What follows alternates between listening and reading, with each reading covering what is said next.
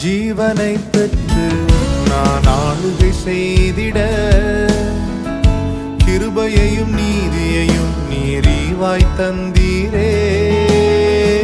ஜீவனை பெற்று நான் ஆளுகை செய்திட கிருபையையும் நீதியையும் நீரிவாய் தந்தீரே. இயேசுவே நீர் காரணம் என் துதிக்கு பாத்திர. இயேசுவே நீர் காரணம் எல்லா மகிமைக்கு பாத்திர. இயேசுவே நீர் காரணம் என் துதிக்கு பாத்திர. இயேசுவே நீர் காரணம் எல்லா மகிமைக்கு பாத்திர.